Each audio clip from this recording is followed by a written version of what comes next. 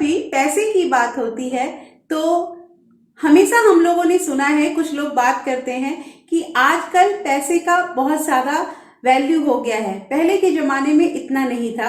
आजकल लोग पैसों के पीछे भागते हैं। पहले तो लोगों के बीच में प्यार था।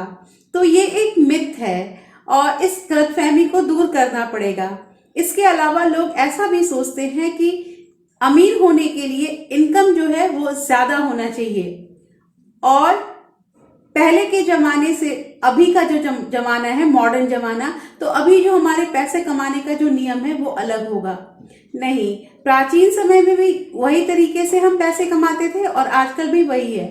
तो आज हम इसी सब बातों पे डिस्कस करेंगे कि अमीर बनने के लिए इनकम ज्यादा करने की जरूरत नहीं है। सबसे जरूरी चीज है हैबिट, आदत। और यहाँ पे हम 6 जो आदतें हैं उसी का डिस्कशन करेंगे, जिससे अपनाने से हम अपने जीवन में अमीरी को पा सकते हैं।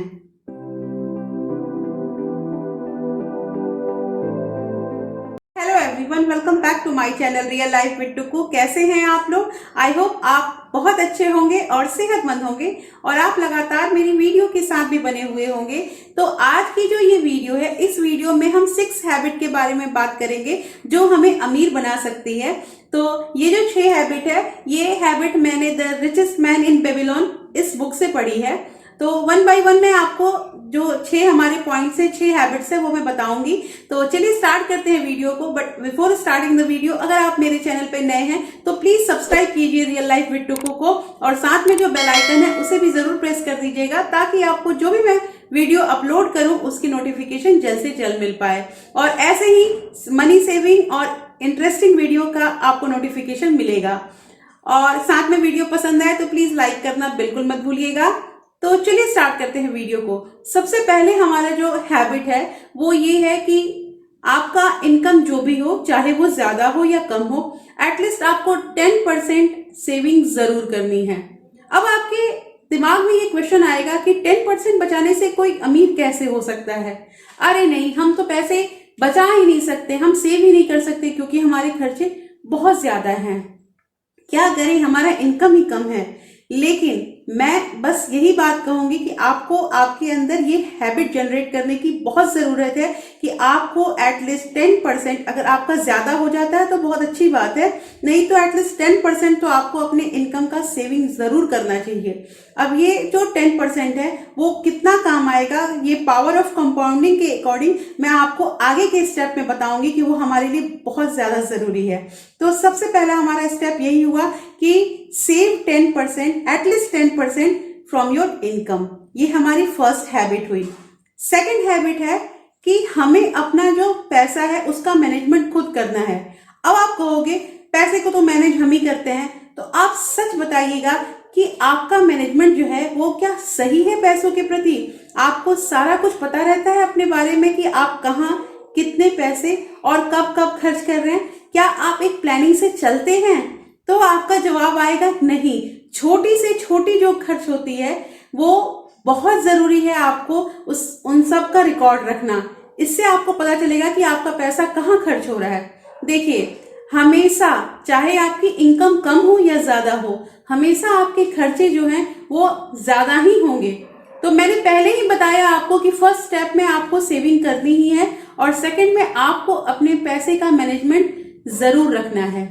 ये सेकंड हमारी हैबिट हुई। थर्ड हैबिट है हमारी कि हमने अभी सेविंग कर ली, अब जरूरत आ रही है इन्वेस्टिंग की। अब इन्वेस्ट करना है हमें ये पैसा। देखिए, कभी भी सेविंग करके अगर हम सेविंग अकाउंट में पैसे को रखते हैं तो उससे हमारा पैसा बढ़ेगा नहीं, क्योंकि जो महंगाई है वो हमारे भारत की जो महंगाई है वो हमेशा सेविंग में जो ब्याज मिलता है उससे ज्यादा ही होती है। तो उसके लिए सबसे जरूरी चीज है कि आप मान लीजिए कि मंथ में 1000 रुपया बचाते हैं तो उस 1000 रुपये को इन्वेस्ट कीजिए। आप उसका कुछ म्यूचुअल फंड लीजिए, और अगर आप म्यूचुअल फंड ले रहे हैं तो थोड़ी सी समझदारी से आपको उसी म्यूचुअल फंड को सिलेक्ट करना है जो आपको हर ईयर 10% आपका रिटर्न देता हो। अगर आप ऐसे करके म्यूचुअल फंड में इन्वेस्ट करते हैं और आपने लगभग 25 साल तक पैसे जमा कर लिए तो वो आपको 35 लाख के करीब में आपको रिटर्न करेगा। अब यहाँ पे आप कहोगे कि 25 साल में हम बूढ़े हो जाएंगे। तो भाई साहब, बूढ़े हो तो जाएंगे, बट ये बात है कि आप उस बुढ़ापे में ही वो पैसा आपके काम आएगा, क्योंकि बुढ़ापा ऐसा अवस्था होता है जिसमें हम कुछ कर नहीं सकते हैं, उसमें हमें उस पैसे की ही जरूरत होगी। फिर आप ये भी सोचोगे 25 साल किसने देखा है, हो सकता है हम मर जाएं। तो ऐसी बात नहीं सोचनी चाहिए। क्यों? क्योंकि आजकल जितना साइंस डेवलप हो रहा है और जिस तरह हमारी मेडिकल साइंस ने इतने ज्यादा इन्वेंशन कर लिए हैं, तो ऐसा नहीं हो सकता है कि हम इतनी जल्दी मरेंगे। और अगर हम जी रहे हैं और हमारे पास पैसे नहीं है, तो वैसे जीने से क्या फायदा है। इसलिए आप उसे जरूर इन्वेस्ट कीजिए। अगर आपको, मैंने यहाँ पे बात की है 10% रिटर्न की, आप ये भी कह सकते हो कि 35 लाख में हमारा क्या घर चलता है। तो 35 लाख में नहीं तो आप बढ़ा भी सकते हैं अपने अमाउंट को, 1000 की जगह पे आप 2000 भी कर सकते हैं। जैसे आपकी सेविंग है उसको इन्वेस्ट कीजिए। नेक्स्ट, अगर आपको 17 से 18% रिटर्न चाहिए तो आप इस पैसे को शेयर में भी लगा सकते हैं। और उसके लिए हाँ, ये चीज है कि ये सब के लिए सीखना बहुत जरूरी है, जो हम आगे इसके बारे में डिस्कस करेंगे। तो थर्ड पॉइंट हमारा यही है कि इन्वेस्ट जरूर करें उस पैसे को। फोर्थ पॉइंट है हमारा कि हमें हमेशा अपने पैसे का जो हिसाब है वो खुद रखना चाहिए। देखिए, ऐसा होता है ना कि जब हम पैसे का हिसाब नहीं रखते हैं, जब हम उसका केयर नहीं करते हैं, तो उस पैसे का हिसाब रखने के लिए कोई और आ जाता है। और कोई और अगर हमारे पैसे का हिसाब रखेगा तो वो हमेशा अपना फायदा चाहेगा, चाहे वो जो भी हो। तो अपने पैसे का हिसाब, अपने पैसे का केयर खुद कीजिए, किसी और को मत रखिए उस जगह पे। उसके बाद हमारा फिफ्थ पॉइंट है कि हमेशा अपने घर में रहें। देखिए, मैंने बहुत लोगों से ये सुना है कि अपने घर में रहने से ज्यादा अच्छा होता है रेंट के घर पे रहना।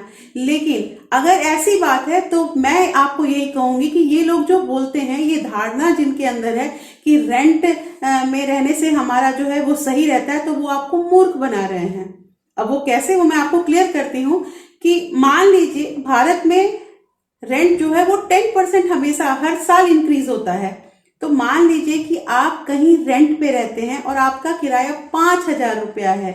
मैं बहुत मिनिमम अमाउंट लेके यहाँ पे चल रही हूँ, 5000 है। और अगर वहां पे 10% इंक्रीमेंट होता है हर साल, तो 8 साल के बाद आपका जो रेंट है वो दुगना हो जाएगा, 10,000। और 16 साल के बाद वो आपका रेंट जो है वो 20,000 हो जाएगा और आपको रिटर्न में कुछ नहीं मिल रहा है। लेकिन अगर आप अपना घर ले लेते हैं और मान लीजिए आप लोन लेके अगर आपने अपना मकान कर लिया है, तो हर महीने जो आपकी ईएमआई जा रही है, वो ईएमआई क्लियर होने के बाद मकान तो आपका अपना हो जाएगा। अब वो डिपेंड करता है कि मकान बड़ा हो या छोटा। मैं ये नहीं कह रही हूँ कि बहुत बड़ा मकान, लेकिन मकान हमेशा अपना होना चाहिए। ये बहुत जरूरी चीज है, क्योंकि इसमें क्या है कि वो ईएमआई जो आप दे रहे हैं उसके साथ साथ अपना नेटवर्क भी आप बढ़ा रहे हैं। आप अपना मकान कर रहे हैं, वो आपकी एक प्रॉपर्टी हुई, और प्रॉपर्टी में इन्वेस्ट करना बहुत जरूरी चीज होता है। तो कहीं रेंट देने से ज्यादा अच्छा है कि आप अपना मकान परचेज कर ले। ये हमारी फिफ्थ पॉइंट है। और सिक्स्थ जो हैबिट है वो सबसे इंपॉर्टेंट हैबिट है कि आपको हमेशा सीखने की आदत बनानी चाहिए। अब सीखने की आदत को कोई भी उम्र हो, हमेशा आपको कुछ ना कुछ सीखना चाहिए। जैसे अभी मैंने यहाँ पे कहा कि आपको इन्वेस्ट करना चाहिए अपने मनी को, तो इन्वेस्ट करने के लिए आपको सीखना पड़ेगा कि आपको कहाँ इन्वेस्ट करना है, किस म्यूचुअल फंड में आपको पैसे इन्वेस्ट करने हैं, किस शेयर पे पैसा लगाना है, ये सब आपको सीखना पड़ेगा। आपको प्रॉपर्टी लेने के पहले क्या क्या उसके रूल होते हैं, क्या क्या होता है, वो सब कुछ जानना पड़ेगा। तो हमेशा सीखने की जो एबिलिटी होती है उसको हमेशा डेवलप करें। तो यहाँ पे हमारे जो ये 6 हैबिट है, एक बार मैं फिर से इसको समराइज कर देती हूँ कि पहला हमारा हैबिट था कि हमें 10% सेविंग करनी है अपने इनकम की, चाहे वो जो भी हमारी इनकम ज्यादा हो या कम हो, एटलीस्ट 10%। अगर 10% से ज्यादा हो जाता है तो बहुत अच्छी बात है। सेकंड था कि हमें अपने पैसे का मैनेजमेंट, हिसाब किताब खुद रखना है और सही रखना है। छोटी से छोटी जो खर्चे होती है, कहाँ हम खर्च कर रहे हैं, ये सारा कुछ हमें जानना चाहिए। थर्ड हमारा पॉइंट था कि आपको इन्वेस्ट करना है, आपके जो सेविंग हुए उसको इन्वेस्ट करना है। फोर्थ पॉइंट है कि आपको अपने मनी की, अपने पैसे का केयर खुद करना है। Take care of money. Fifth point था कि हमेशा आपको अपने मकान, अपने खुद के मकान में रहना है। और सिक्स्थ है कि आपको हमेशा कुछ ना कुछ सीखना है। तो यहीं तक की थी आज की मेरी वीडियो। होपफुली आपको अच्छी लगी होगी मेरी ये वीडियो। और अगर कोई ऐसी हैबिट है जो यहाँ पे छूट गई है मुझसे, तो प्लीज कमेंट करके जरूर बताइएगा। और वीडियो कैसी लगी ये भी जरूर बताइएगा। ऐसे आपके लाइक से मुझे पता चल जाता है कि मेरी वीडियो को आप लोग कितना पसंद कर रहे हैं। और हाँ, अगर आपके किसी फ्रेंड्स या फैमिली को ऐसे वीडियो की जरूरत है तो प्लीज शेयर जरूर कीजिए मेरे वीडियो को। और अगेन एक बार रिपीट करती हूँ कि सब्सक्राइब कर लीजिए रियल लाइफ विद टुकू को। तो फिर मैं आपसे मिलती हूँ एक नए वीडियो के साथ। तब तक के लिए thank you, thanks for watching.